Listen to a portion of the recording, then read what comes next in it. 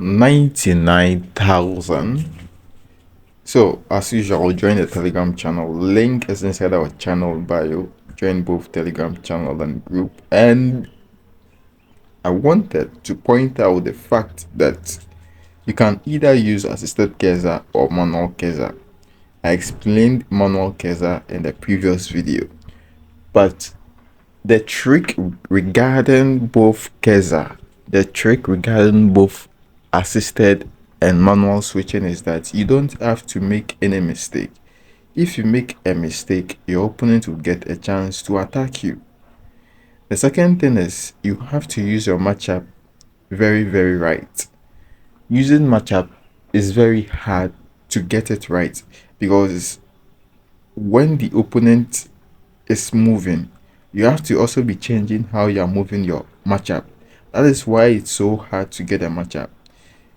Now, if you are finding it very hard to get your matchup right in certain matches, that is laggy matches, use manual switching. But defending with both assisted and manual switching, they are both the same. And both manual and assisted, you have to get your matchup right. But with manual switching, you don't have to really get the matchup right as compared to assisted Keza. But in assisted Keza, you have to constantly get your matchup right. And as soon as I get the ball, I make sure that I'm not doing any mistake. That's the most important thing. That's the most important tip you can learn from the previous videos, all of the videos. As soon as you get a ball, make sure you don't make a mistake. If you are going to score, make sure you score. Make sure you pass successful, because if you are not able to do this command successful, your opponent will get a chance to attack and probably score you. So the thing to learn or the thing to know is try not to do mistakes in certain situations. If you calculate everything and you know that if I give a pass, the opponent will steal the ball, just give a clear command. That's it. And with matchup, I can't show you how to use your matchup because it's very difficult to get the matchup right. It's about angles, how the opponent is moving. You have to be changing, you have to be holding your screen very hard if you want to get a matchup right. That is why I'm saying I can't show you exactly how to get your matchup right, because it's very hard to get a matchup right. Sometimes you'd be even using it the right way, but you'd still not win the ball because of the kind of match you're playing, whether it's laggy, and there are so many kinds of laggy match. So in those kind of matches, you can switch to manual switching. Don't go to semi-auto. Semi-auto has some kind of issues I don't like. So I recommend you go to manual. And when you're using manual in the laggy matches, make sure you don't do a mistake. You get the ball clear. You can see that in the previous video. I explained it well enough there. And finally, when it comes to training guide, how do you train the defenders for manual switching and assisted Keza? For assisted Keza, don't increase any of the defensive engagement values. Don't increase it at all. Maybe you can increase it to about 80, 78, but it's not even important. You can play without increasing the defensive engagement values.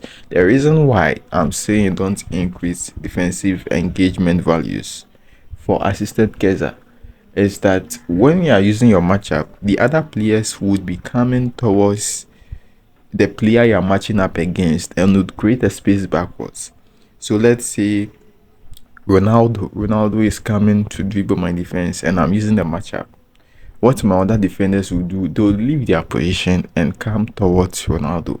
But that is not what we want. We want the other defender. That's why I'm using a 45 quick counter. You realize that the manager I'm using has reduced the defenders their values because I want their defensive engagement value to be very, very low. That is what I'm saying. If you are going to use assisted Keza, you have to make sure that you are using defenders that do not have very, very high defensive engagement values. On the other hand, if you are going to use manual switching, with manual switching, you can use the high defensive engagement values. It's not going to make your defenders very, very overpowered, but it's going to help. it's going to help if you use manual switching, high defensive engagement, but it's not going to make them defend overpowered. That is what I'm saying. It's going to help, but it's not going to be very, very overpowered in manual switching.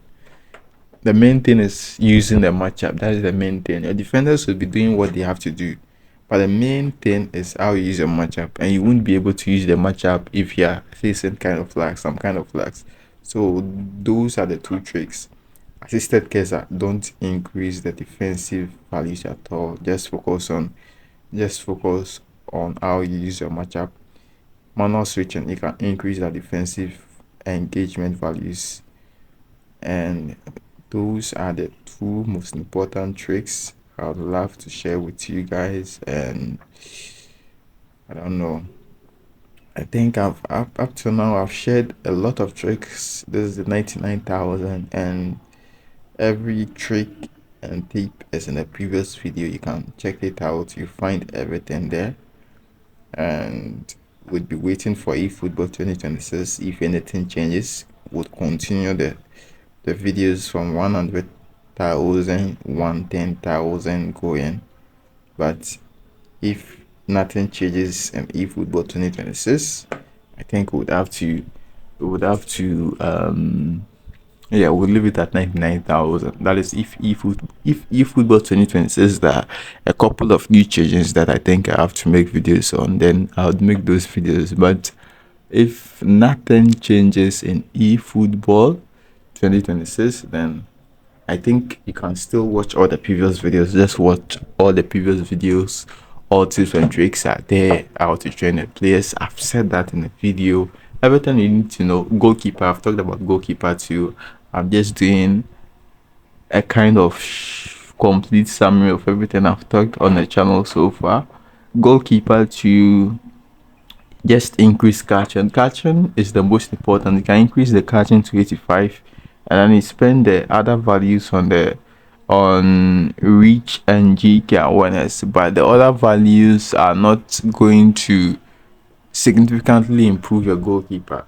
When it comes to goalkeeper, the values don't really do any magic. The only value that does the magic is catching. If the goalkeeper catching value is very, very low, you are going to concede certain goals. So when it comes to goalkeeper, no matter the training guide you use, you are still going to concede. So you can train the goalkeeper anyhow you want, or you can follow my guide. But I'm saying if you follow my guide of increasing the catching value to about 85 and spend the rest on GK reach and GK awareness, you would still concede some goals, because the goalkeeper is not the most important thing. It's how you are defending. And when it comes to defending, you have to use a matchup very, very accurately. And well, I hope I've made a lot of sense inside this video. I think I've said literally everything that I have to say, and I don't know, make sure you join the Telegram channel, Telegram group, because probably this video might be the last video in a while till eFootball 26 comes. I'm not so certain, and